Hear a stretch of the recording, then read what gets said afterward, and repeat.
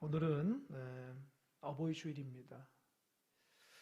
그 어버이 주일을 그동안 제가 작년까지 이렇게 하면서 부모님이 계셨어요. 그러다 이제 다 천국 가시고 이제 오늘 처음으로 이제 올해 처음으로 어버이 주일 하면서 부모님이 안 계시니까 이 말씀을 준비하면서 참 이렇게 허전한 마음이 들고 더 잘했어야 되는데 그런 마음이 막 듭니다. 저같이 부모가 다 돌아가신 분들은 아마 그런 마음 들 텐데 부모님 살아계시면 더 열심을 다해서 부모님께 효도하는 여러분 되시길 바랍니다. 그게 하나님의 뜻입니다. 하나님께서 이 땅 가운데 천국의 공동체를 두 군데 주셨다는 거예요. 첫 번째가 뭐냐?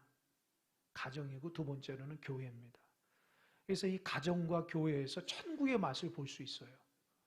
그래서 이 가정이 정말 하나님의 은혜 가운데 말씀대로 살아가면 천국의 삶을 삽니다. 혹시 여러분 가정 가운데 참 힘들고 화목하지 못하고 여러 가지 문제 때문에 힘들어 하시는 가정도 있죠. 근데 여러분의 가정에 예수님이 주인 되도록 해보시기 바랍니다. 그리고 하나님의 말씀이 주가 되고 또 가정 가운데 하나님의 말씀과 또 기도가 끊이지 않고 찬양이 끊이지 않는 그런 천국의 가정을 한번 만들어 보십시오. 그러면 가정 가운데 하나님의 놀라운 축복이 있습니다. 우리가 이 가정이 평안하고 하나님의 은혜가 참 있어야지 우리가 모든 삶이 좀 아름답게 살아가는 것 같습니다. 교회도 마찬가지예요. 하나님께서 주인 되시는 복의 가정 됩니다. 유대인들에게서는 이런 말이 있어요. 하나님께서 가정을 세우고 이 가정 가운데 하나님의 대리자를 뒀는데 그게 누구냐? 부모라는 거예요. 그러니까 우리가 부모를 대할 때 하나님 대하듯이 그렇게 대하는 것이 성경에서 말씀하고 있는 부모 공경의 핵심입니다. 제가 이 말씀을 묵상하면서 참 마음에 감동이 와요. 우리가 부모를 대하는 것이 하나님을 대하는 것과 똑같다라는 거예요. 우리가 신앙생활 하면서 열심히 하나님 사랑한다 하고 최선을 다해 믿음의 길을 걸어가는데 그런 분들 중에는 부모에게 효도하지 못하는 분들이 있습니까? 그거 안 된다는 거예요. 부모에게 효도하는 것이 하나님께 찬양하고 경배하는 것 똑같다라는 거예요. 오늘 말씀은 사도 바울이 에베소 교회 성도들에게 어떻게 하면 하나님의 자녀들이 어떻게 하면 하나님의 관점으로 부모를 대하는 것이 옳은 것인가에 대해서 말씀을 전해주고 있어요. 오늘 말씀을 통해서 여러분들이 자녀된 우리가 어떻게 하면 하나님의 성경적인 관점에서 부모에게 대하는 게 옳은 것인가에 대해서 잘 한번 말씀을 은혜 받으시기 바랍니다. 성경에서는 자녀가 부모에게 두 가지를 잘하라고 했어요. 한번 따라해 볼까요? 순종하라, 순종하라, 공경하라, 공경하라. 이 순종하라, 공경하라가 핵심이에요. 그럼 이게 무슨 뜻인가? 말씀을 통해서 함께 은혜 받읍시다. 1절 한번 자막 봅시다. 1절 한번 다 같이 읽어보겠습니다. 시작. 자녀들아 주 안에서 너희 부모에게 순종하라. 이것이 옳으니라. 여러분, 순종이라는 말은요, 잘 말씀을 듣고 잘 따르는 게 순종이에요. 근데 이 순종은 그렇게 막 억지로 해서 하는 것이 아니에요. 부모님의 말씀을 잘 듣고 그대로 따라하는 게 순종이에요. 성경에서는 너 부모에게 부모님 말씀 잘 듣고 따르라고 말씀하고 있어요. 근데 여러분, 부모님 말씀을 잘 듣고 따르는 것은요, 성경에서도 하나님께서 너희도 하나님 말씀을 잘 듣고 잘 따르라고 순종을 말씀하고 있어요. 그러니까 우리가 하나님을 대하는 태도나 부모님 대하는 태도가 똑같다라는 거예요. 여러분, 우리 부모된 계실 텐데, 여러분 우리 부모가 다 옳은 건 아니에요. 그죠?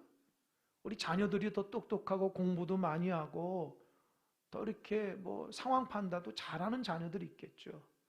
그러나 여러분, 부모님이 꼭 똑똑하고 올바르기 때문에 그래서만 순종하는 게 아닙니다. 하나님의 말씀에 부모에게 순종하는 것이 옳다고 얘기했어요. 다시 한번 1절 볼까요? 참아. 자녀들아 주 안에서 너희 부모에게 순종하라. 이것이 뭐라고요? 옳으니라. 이게 옳다라는 말이 뭐냐? 하나님의 창조의 섭리예요. 하나님께서 이 세상을 말씀으로 지으셨을 때 삼라만상을 다 만드셨죠. 그래서 가정을 딱 만드시고 가정 가운데 부모를 두시고 자녀를 두셨는데 하나님께서 창조의 원리가 뭐냐?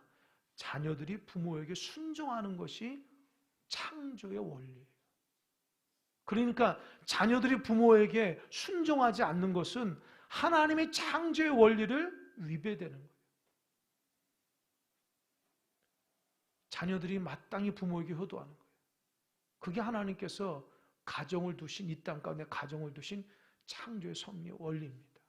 이건 또 깊이 있게 또 들어가면 어떤 말이냐? 여러분 순종하는 말과 순종하라는 말과 공경하는 말이 무슨 차이가 있는지 아세요? 이 순종하라는 말은 철이 들기 전에 자녀들에게 주로 하는 말이고 공경하는 말은 철이 든 자녀에게 하는 말이에요. 이게 뭐냐? 순종하라는 뜻이 잘 들어보세요. 자녀를 부모가 딱 자녀를 낳아서 자녀들을 어렸을 때부터 키울 때 어떻게 합니까? 자녀들이 참 내 맘대로 막 울고 이거 해달라서 다 해주지 않죠. 자녀들을 어떻게 때를 쓰거나 자기 마음대로 안 되는 것들을 가르쳐야 돼요. 부모를 통해서. 그죠? 이게 어렸을 때부터 내 마음대로 하는 것이 아니라 부모님의 말씀 따라 살아가는 것을 절제하고 그거를 잘 다듬어서 부모 공경하고 부모 순종하는 것을 훈련받는다고요. 왜 그런지 아세요? 사람 자체가 악하기 때문에 그래요. 우리 안에 있는 내재된 모든 악한 부분들을 하나님께서 부모를 세워주셔서 우리 자녀들을 다스리게 했어요. 그래서 내 마음대로 하거나 때를 쓰거나 내가 원하는 대로 것이 아니라 부모님의 말씀을 따라서 살아가도록 양육하도록 했어요. 이것은 장차 우리 자녀들이 부모에게 훈련을 받음을 통해서 하나님을 대하는 태도를 배우는 거예요. 이걸 제가 깨달아요. 하나님께서 부모를 우리에게 주신 이유는 부모를 통해서 말씀의 순종을 통해서 우리가 하나님을 대하는 태도를 배우는 거예요. 그러니까 여러분, 부모에게 순종할 줄 모르는 자가 하나님께 순종할 수 있을까요? 없어요. 겉으로는 순종하는 것 같죠. 순종 안 합니다. 부모에게 진정으로 사랑하고 섬기고 그의 말씀을 잘 말씀으로 듣는 자들이 그의 신앙도 하나님의 말씀대로 진지하게 순종할 줄 안다. 부모에게 순종할 줄 모르는 자가 어떻게 하나님 앞에 순종할 수 있겠어요? 부모에게 순종할 줄 못하는데 어떻게 하나님 사랑하고 순종하고 잘 된다고 할 수 있겠습니까? 하나님께서는 부모를 통해서 하나님을 대하는 방식을 훈련받는 거예요. 제가 이 말씀을 통해서 회개 많이 했습니다. 제가 목회자로서 우리 부모님, 아버님, 어머님 나름대로 제가 최선을 다해서 자라오면서 부모님에게 근심 끼쳐드린 적 없고 늘 어떻게 하든지 부모에게 잘하려고 최선을 다하고 또 연로하셨을 때에 제가 할 수 있는 최선을 다해서 부모님 모시려고 했거든요. 그런데 제 마음속에 부모를 대하면서 내가 하나님을 대하듯이 그런 마음이 강하지 않았어요. 그냥 내가 힘 닿는 데까지 열심히 하자. 자녀이기 때문에 그런 마음이 있지 내가 부모를 대하면서 하나님을 대하듯이 그렇게 안 했다니까. 제가 부모님 살아계셨으면 내가 이 말씀을 마음속에 더 깊이 알았으면 더 잘했을 거예요. 부모를 대하는 태도가 하나님을 대하는 태도로 하나님이 받는다는 거예요. 자, 그러니까 여러분 부모를 대하는 태도가 하나님을 대하는 태도라는 거 잊지 마시고 여러분 정말 바른 믿음의 삶을 신앙의 삶을 살아가기 위해서는 부모님께 효도하는 여러분 되시길 바랍니다. 그게 중요한 거예요. 하나님은 주 안에서 부모에게 순종하는 주 안에서. 주님, 신앙적으로 하나님 볼 때에 부모를 대하는 태도가 하나님을 대하는 태도가 똑같으니 그래서 옳다는 거예요. 부모가 똑똑하거나 부모가 잘났거나 부모가 세련됐거나 부모가 물질이 많거나 능력이 있어서가 아니라 부모 자신이기 때문에, 부모 자체이기 때문에 하나님께서 명하셨기 때문에 잘 순종하고 따르라는 겁니다. 여러분, 부모에게 순종하는 여러분 되시길 바랍니다. 아멘. 순종하세요. 부모님 말씀. 두 번째로는 따라해 보세요. 부모님께 공경하라. 2절과 3절 한번 볼까요? 2절, 3절 다 같이 한번 읽어보겠습니다. 시작.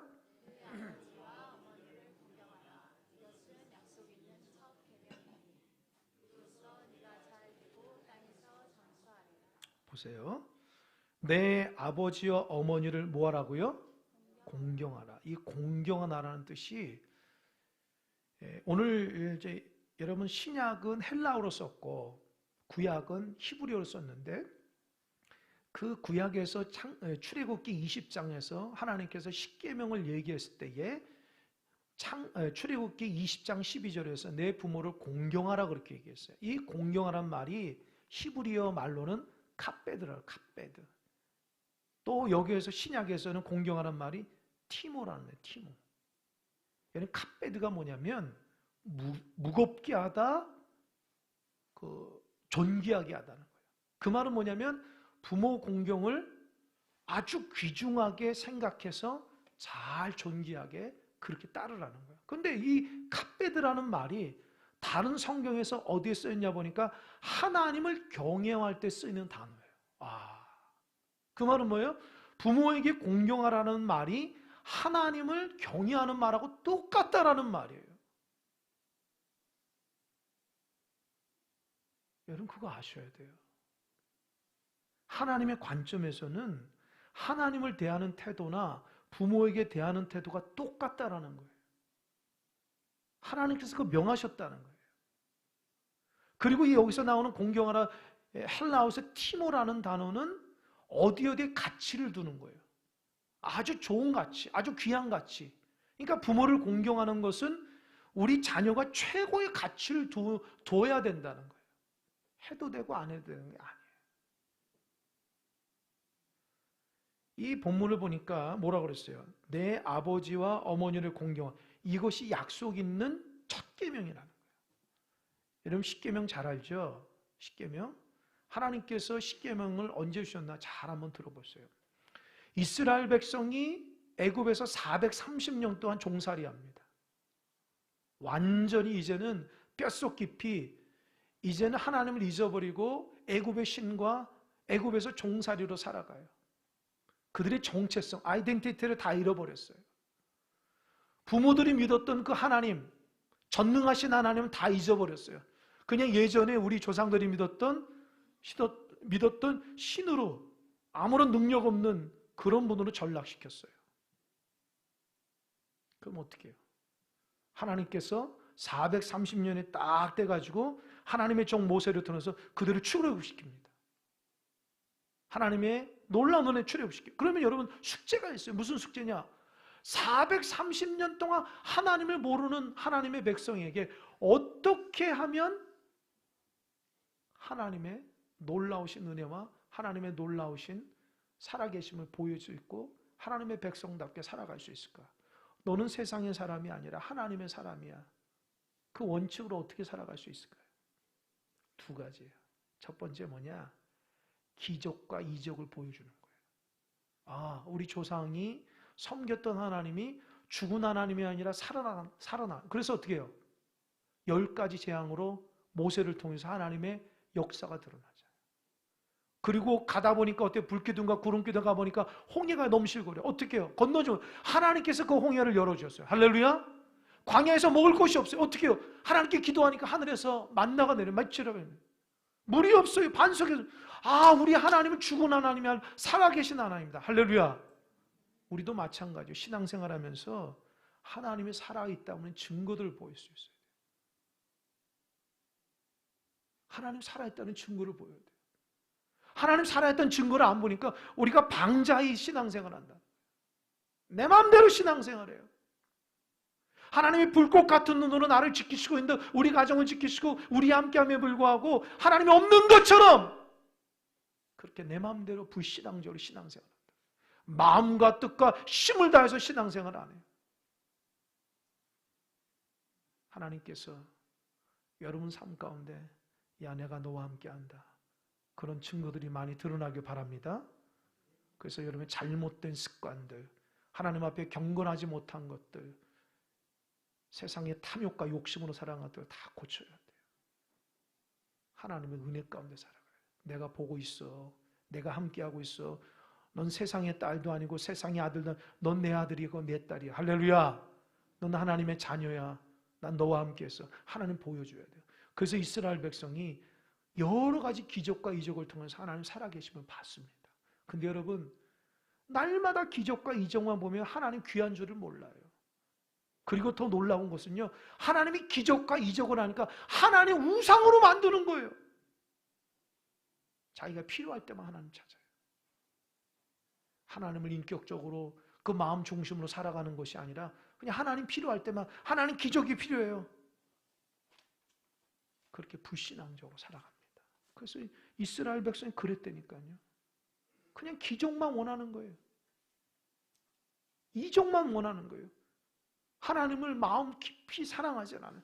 그래서 하나님께서 하나님의 자녀가 하나님을 깊이 있게 사랑하도록, 마음에 새기도록 하나님 뭘 주셨나? 하나님의 말씀을 주신 거예요. 그게 율법입니다. 할렐루야. 하나님의 말씀을 통해서 우리는 심령에 새겨서 하나님을 사랑하는 거예요. 그래서 신앙생활하면서 여러분이 하나님과 함께 동행한 두 가지 있어야지만 하나님 백성이 아이덴티티, 정체성을 가져요. 그게 뭐냐? 기적과 이적을 함께함을 경험하고 하나님 말씀을 내 마음속에 새겨서 내 삶의 중심으로 사역하지, 나는 세상의 사람이 아니라 하나님의 자녀로 살아갈 수 있어요. 하나님께서 이스라엘의 출애굽에 가서 2개월이 딱 됐을 때 시내산에 딱 오게 한 거예요. 시내산에 올라서 하나님께서 이스라엘 백성에게 말씀을 줄 때 그때 어떻게 주신지 아세요? 오늘 중고등부 학생들을 가르쳤는데 하나님이 두 가지를 준비하라. 첫 번째 뭐냐? 성결하라. 너 하나님 말씀 받을 때에 너 더러워진 옷 빨아. 두 번째, 더러워진 몸 모욕해. 세 번째, 성적으로 타락하지 마. 세 가지를 말했어요. 하나님 말씀을 받을 때에, 거룩한 하나님 말씀을 받을 때에 내가 몸과 마음이, 몸의 안팎이 더러우면 하나님 말씀을 받을 수 없다는 거예요. 여러분, 이것이 중요합니다. 하나님 말씀을 받을 때 여러분 자신을 점검해 보시기 바랍니다. 그저 여러분의 들리는 말씀이 나에게 축복의 말씀이 아니라 하나님의 귀한 말씀이라면 여러분 자신이 하나님 말씀을 들을 준비를 해야 돼요. 아무렇게 멋대로 살다가, 세상에 쩌들어 살다가 하나님 말씀 듣는 것이 아니라 하나님 말씀 듣기 전에 자기 자신 점검해 보세요. 내가 귀한 하나님 말씀을 들을 만한 가치가 있는 사람인가? 내 몸과 마음이 하나님 말씀을 가볍게 여기진 않는가? 귀하게 여기진 않는가? 생명처럼 여기는, 여러분 몸과 마음을 다스려야 돼요. 일주일에 한 번 드려지는 예배가 신령과 진정으로 드려요. 아멘? 막 힘들고 어려고 피곤하고 집중이 안 돼서 그러면 안 돼요. 하나님 말씀을 마음과 뜻과 힘을 다해요. 주님 사랑하는 마음으로. 그래서 여러분 교회 올 때는 여러분 자신을 점검하며 와야 돼요. 여러분 우리 구약에서 신앙생활하면 다 죽는다고요. 하나님의 가치, 하나님의 기준에 안 맞아서. 예수 그리스도의 놀라우신 은혜 가운데 주신 그 은혜를 얼마나 우리가 방자히 여기는지 몰라요.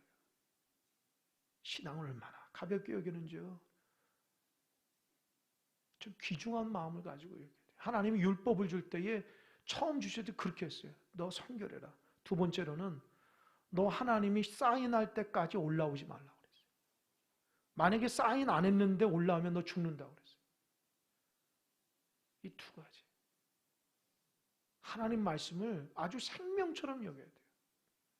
그리고 나서 하나님께서 모세로 올라오고 나서 이 신의 산과 이스라엘 백성이 이 가운데 하나님께서 빽빽한 구름으로 탁 장막을 치고 얼마나 무시무시하게 하나님 말씀을 주는지 몰라. 아주 그냥 엄청나게 큰 구름으로 시커멓게 천둥번개를 치면서 이스라엘 백성이 너무 무서워서 벌벌 떨고 모세에게 제발 좀 하나님 진정시켜라. 그럴 정도로 무섭게 하나님 말씀을 받았어요. 왜 하나님 그렇게 했을까요? 그냥 사랑으로 축복으로 주면 하나님의 말씀을 생명 다해 받으라는 거예요. 그 말씀을 가볍게 받지 말라는 하나님의 사인입니다. 우리가 신앙생활 못하는 이유가 뭔지 아세요? 하나님 말씀을 너무 가볍게 받아요. 그리고 하나님 말씀을 자꾸 내 안에서 그대로 실천하는 것이 아니라 그대로 살려고 하는 것이 아니라 자꾸 하나님 말씀을 막 분석하려고 하고 쪼개려고 해요. 여러분 그러지 마십시오. 하나님 말씀을 여러분 삶 가운데 적용하는 여러분 되시길 바랍니다. 그래야지 능력이 있는 거예요. 여러분 말씀, 하나님 말씀을 쪼개서 뭐예요? 그렇게 사는 것이 하나님 주신 말씀인데 그 하나님 말씀을 정말 생명 다해 귀한 말씀을 받으려고 하나님께서 주신 그 무시무시한 말씀이에요. 그 주신 말씀 속에 율법 중에 율법이 10계명이에요. 10계명. 여러분 10계명 암송합니까? 모르겠어요. 다 까먹으셨죠? 한번 따라해 보세요. 첫 번째는 따라해서 나 위에 다른 신을 두지 말라. 우상을 섬기지 말라. 하나님의 이름을 망령되이 여기지 말라. 안식일을 거룩히 지키라. 이 10계명 중에서 첫 번째하고 네 번째 그는 하나님과 사람과의 관계예요. 지켜야 돼요. 여러분 네 가지 꼭 지켜야 돼요. 하나님 위에 다른 신을 두지 말고요. 또 우상을 섬기지 말고 하나님의 이름을 가볍게 여기지 말고 망령되이지 말고 안식일을 거룩히 주일을 거룩히 지켜야 돼요. 이 말씀을 잘 지켜야 됩니다. 하나님이 율법 중에 율법이에요. 우리가 그걸 다 잊어버렸다고요. 그러니까 하나님과 사람이 지켜야 될 계명으로 네 계명인데 그거는 뭐냐 한마디로 사랑하는 거예요. 그러니까 하나님 사랑의 표현이 이렇게 예배드리는 거예요. 그러니까 여러분이 지금 예배에서 하나님 앞에 예배할 때 하나님 어떻게 받는지 아세요? 아, 너가 나 사랑하는 거야. 그렇게 받는다니까요. 그러니까 여러분 예배 잘 드리고 하나님께 예배 생활 잘하면은 하나님께서는 어떻게 받으냐면 아, 너가 나 사랑하느냐. 그 예배 생활 못하면 뭐예요? 너 나 아직도 사랑하지 않네? 이렇게 받는다는 거예요. 하나님께서. 그러니까 여러분 온전한 예배자가 되시길 바랍니다. 말로는 하나님 사랑한다면서 온전한 예배자, 기도자가 안 되면 하나님 입장에서는 너 진정으로 나 사랑하지 않아. 왜? 너 예배 안 드리잖아. 너 기도 안 하잖아. 내가 명했거든. 안식일을 거룩히 지키라고. 근데 너 그렇게 안 하잖아. 그러면서 너 사랑한다고 해? 너 거짓말하지 마라. 하나님 그렇게 얘기하는 거예요. 그래서 여러분 드리는 예배가 율법이 아니라 하나님 사랑의 표현이라는 거 잊지 마시기 바랍니다.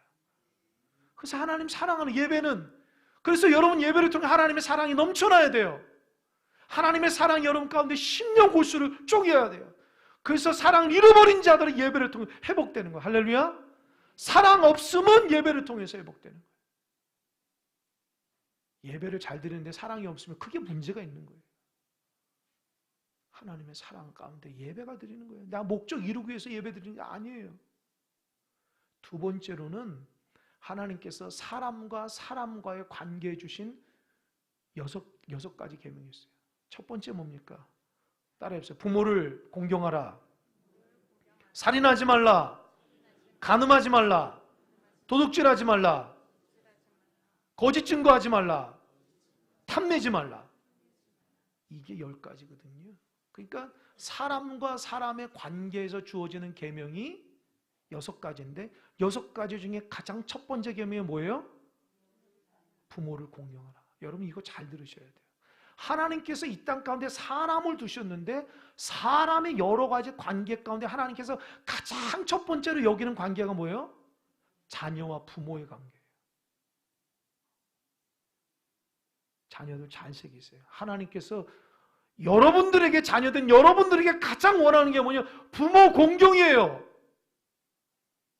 그게 첫 번째 인간관계의 축복을 여는 열쇠라는 거 잊지 마시기 바랍니다. 부모에게 잘못하는데 뭘 잘할 수 있어요? 하나님은 그렇게 부모를 우리 가정의 하나님의 대리자로 세워주셨다는 거예요. 그런데 하나님께서 약속이 있는 첫 계명. 다시 한번 보세요. 2절 한번 볼까요? 자막. 내 아버지와 어머니를 공경하라. 이것은 약속이 있는 첫 계명이 첫 계명. 그 약속이 뭐냐? 3절. 이로써 내가 잘되고 땅에서 장수하리라. 여러분 보세요. 10계명 중에서 하나님께서 약속하신 계명이 있어요. 너 그거 잘하면 내가 너 축복할게. 축복이 뭐냐? 잘되는 형통의 복과 두 번째는 장수의 복을 준다고 그랬어요.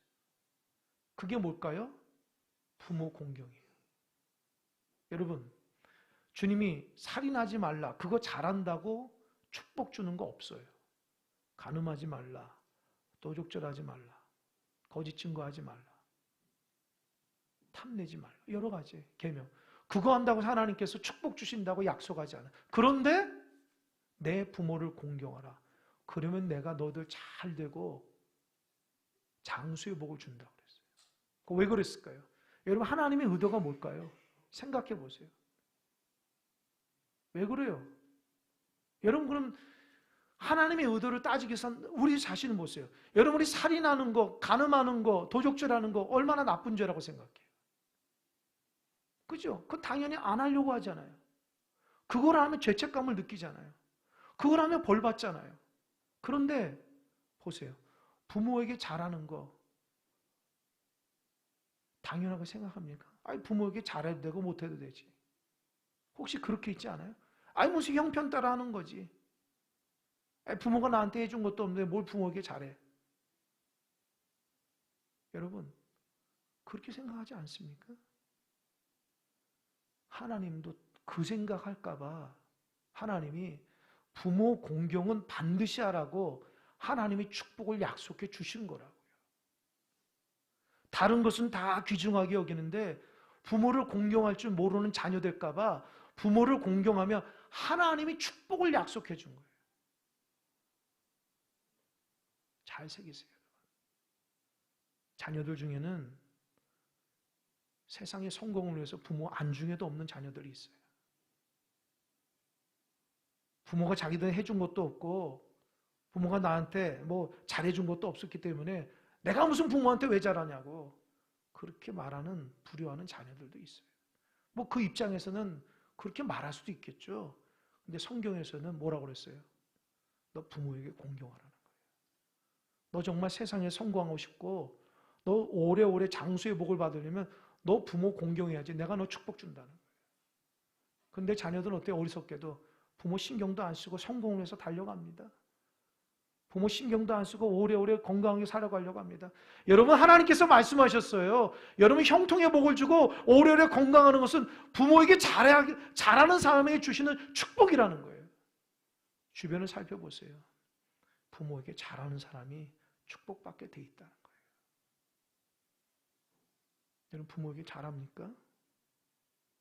잘하세요? 잘하는 것이 축복의 원리라는 거 잊지 마시기 바랍니다. 어떤 분은 목사님, 우리 부모님들 예수 믿지 않는데 예수 믿지 않는다고 못해야 됐어요? 하나님의 창조 원리라니까요. 제가 이걸 보면서 참, 제가 마지막 아버님을 이렇게 6년 동안 이렇게 모시면서 여러분한테 말씀 모시면 참 힘들고 어려운 부분이 많았어요. 우리 아내하고 제가, 우리 자녀들이 부모님 교회에서 같이 6년 동안 살면서 참 어렵고 힘들죠. 다 말 못해요, 여러분. 부모님 모셔본 말. 그러면서 이 말씀을 보면서 그래도 잘했다. 잘했다. 부모님을 마지막까지 잘 섬기는 것이 하나님께서 나에게 축복이라는 것을 보니까 그래, 내가 힘들고 어려도 너무 잘했구나. 그 생각이 드는 거예요. 여러분, 이 말씀은 또 어떤 부분인지 아세요? 왜 이 말씀을 주신지 아십니까? 이게 유대 백성, 애굽 백성의 삶과 이스라엘 백성의 삶이 완전히 다른 거예요. 애굽 백성은요, 부모를 대할 때의 관점이 파워라는 거예요. 권력이라는 거예요. 부모가 힘이 있고 권력 있고 재산이 있고 능력이 있으면 자녀들이 잘 섬긴다는 거예요. 근데 부모가 나이가 들어서 힘이 빠지고 권력도 없고 아무것도 없으면 거기에 문화권에서는 부모를 잘 섬기지 않는다는 거예요.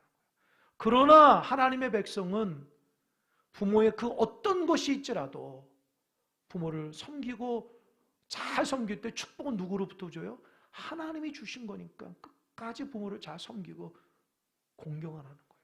할렐루야.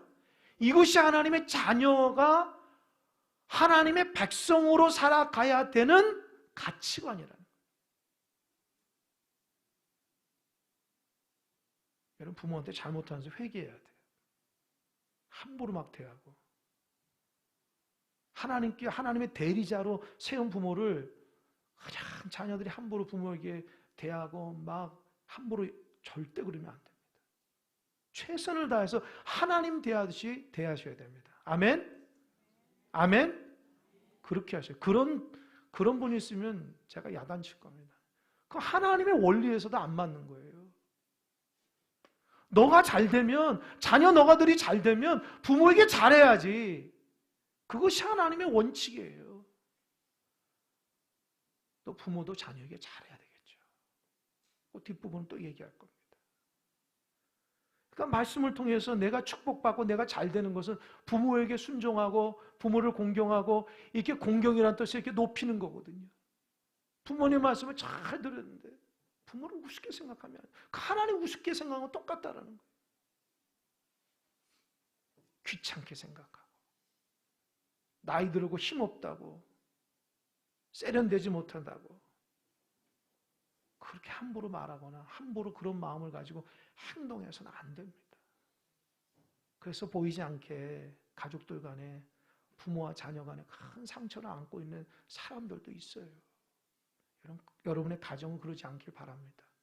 주님께서 주시는 그 가정이 하나님의 축복의 가정으로 줬는데 관계가 깨지고 하나님의 원리 원칙대로 다 잃어버려서 가정이 하나님 주시는 놀라운 축복의 통로고 천국의 백성의 삶을 살지 못해서 살아간다면 그것만치 하나님 보시기에 안타까운 가정이 어디 있겠어요? 여러분, 누가 여러분에게 이런 얘기 해줘요? 목회자만이 이런 얘기 해주지 누가 여러분에게 무슨 이런 얘기 해줘요? 말씀을 통해서 여러분에게 얘기하는 거죠. 부모에게 잘하는 자녀들이 축복받을 수밖에 없어요. 부모에게 순종하고 공경하는 자녀들이 세상에서도 하나님께서 유뜸되게 만들어주시고 그의 인생가에 건강도 지켜주시고 형통의 복도 주신다는 거 잊지 마시기 바랍니다. 하나님이 약속 있는 첫 계명이라고요. 그러면 자녀만 잘해야 될까요? 아니에요. 4절 보세요. 4절. 자막 4절. 함께 읽겠습니다. 시작. 또 아비들아 너희 자녀를 노엽게 하지 말고 오직 주의 교훈과 훈계로 양육하라. 아비들 부모들 잘 들으십시오. 너희 자녀를 노엽게 한다. 이 노엽게 한다는 말이 뭐 쉽게 말하면 화나게 하지 말라는 거예요. 이게 무슨 말이냐? 부모의 권위가 너무 세서 부모의 권위를 너무 주장해서 자녀들에게 지나치게 화나게 하지 말라는 거예요. 그냥 부모가 내 마음대로 자녀를 막 조종하듯이 그렇게 하지 말라는 거예요. 그럼 어떻게 해요? 다시 자막 보세요. 어떻게 자녀를 될까요? 오직 주의 교훈과 훈계로 양육. 오직이라는 말에 집중하세요. 너희들은 오직 자녀를 될 때에 주의 교훈과 훈계로 양육하라. 이 말이 뭔지 아세요? 너희들 자녀 아니라는 거예요. 하나님의 자녀라는 거예요. 할렐루야. 그러니까 부모가 잘못되게 생각해서 내 자녀를 생각해서 부모의 못다한 꿈을 이루기 위해서 자녀를 막 이렇게 밀어붙이긴다거나 부모의 관점으로 막 자녀를 막 억압하려고 그러거나 부모의 가치관으로 그 자녀들의 그 자유함과 그 깨끗하고 뭔가 자기가 살아가려고 하는 것을 막 이렇게 가로막지 말라는 거예요. 어느 정도 가이드라는 쳐주겠지만 이 부모가 너무 지나치게 자녀에게 화를 내게 할 정도, 노엽게 할 정도로 그렇게 하지 말라는 거예요. 육신의 부모이기 전에 영적인 부모 하나님이 있다는 거예요. 그러니까 그 자녀들이 하나님 안에서 하나님 주신 비전과 은혜와 사랑과 소망을 가지고 살아갈 수 있도록 자꾸 너는 하나님의 자녀야. 너 세상의 자녀 아니니까 하나님께서 너를 이 땅에 아름답게 태어나 넌 가치 있고 하나님 너를 위해서 귀하게 쓰임받을 거야. 넌 뭐든지 열심히 하고 하나님 은혜 가운데 널 지켜주고 그렇게 훈련시키라는 거예요. 그냥 교회도 가지 마. 너 빨리 가서 공부해. 너 그래야지 출세가 성공하지. 그렇게 하지 말라는 거예요. 자녀들이 그렇게 돼서 어떻게 됐어요? 하나님이 나중에 우리 천국 갈 때 너 왜 너 자녀라고 생각해? 내 자녀인데 너 네 마음대로 왜 자녀 가르쳐? 네 마음대로 왜 자녀를 노엽게 해? 내가 이 자녀에게 꿈과 계획과 비전을 있는데 너는 왜 그 꿈을 밟아버려? 하나님께서 이 자녀에게 내가 이 자녀 주고자 하는 것이 참 많은데 너는 내 뜻대로 모르고 왜 자녀를 그렇게 하니? 하나님 그렇게 얘기할 수도 있어요. 제가 말씀 묵상하면서 그렇구나. 내 마음대로 자녀를 다스리면 안 되겠구나. 하나님이 주신 말씀과 교훈으로 너는 하나님의 자녀라는 인식을 시켜줘야 돼요. 너무 한국 사회가 힘들고 어려운 경쟁 사회다 보니까 공부하지 않으면 뭐 열심히 하지 않으면 다 뒤처지니까 우리 부모님들 자녀 잘 되라고 막 다그치면서 교육도 시키고 뭐도 시키고 다 했더니만 자녀들이 나중에는 부모를 몰라봐요. 그렇게 돼버린다니까. 처음부터 하나님의 자녀로서 양육하고 넌 하나님의 자녀야. 하나님의 말씀을 이렇게 살아. 그렇게 양육했으면 우리 부모들 우리도 그렇게 훈련받았으면 지금은 더 하나님의 온전한 삶을 통해서 하나님 앞에 또 신앙생활 잘했을 때 그렇게 안 살았어요. 그렇다고 해서 우리 자녀도 똑같이 그렇게 돼야 되겠어요? 아니죠. 이제 하나님 말씀을 알았으니 우리의 자녀 하나님의 자녀니 하나님 돌봐주십시오. 우리 자녀들이 믿음 안에서 세상에서 잘 되는 것이 넘버원이 아니라 하나님 안에서 신앙생활 잘하고 주님의 말씀 가운데로 잘 살아가는 것이 그게 넘버원이라는 것을 부모된 우리가 자녀에게 잘 가르치도록 해야 됩니다. 하나님께서 우리 부모에게 주시는 사명의 사명. 여러분의 자녀를 믿음 안에 잘 키우는 것이 하나님이 여러분에게 준 사명이라 그 사명 잘 감당하는 여러분 되시길 바랍니다. 나중에 후회하지 마세요. 나중에 후회하지 마세요. 하나님의 말씀으로 따끔하게 제대로 하면 가르치세요. 그래야지 그 자녀들이 나중에 하나님도 알고 부모도 알게 되는 겁니다. 말씀을 맺겠습니다. 말씀을 준비하면서 참 내가 부끄러운 자녀이고 부끄러운 부모구나라는 생각했어요. 이제부터 하나님의 원리대로 가정을 이끌어 나가야 된다. 그냥 기도만 그렇게 하는 것이 아니라 진짜 하나님의 말씀대로 가정을 복되게 이끌어야 되겠다. 내 무슨 자녀를 보면서 뿌듯해하거나 내 보면서 자녀에게 초라하게 그런 자책감을 두거나 그러지 말아야 된다. 내 자녀가 아니라 하나님의 자녀이니 하나님께서 남은 생에 우리 자녀들이 아주 반듯하게 자라가도록 하나님 앞에 자녀를 위해서 기도하고 자녀들은 부모에게 하나님 대하여 최선을 다해서 그렇게 섬김으로 인해서 여러분 자녀들이 많은 축복받기를 주님의 이름으로 축원합니다. 아멘. 기도하겠습니다.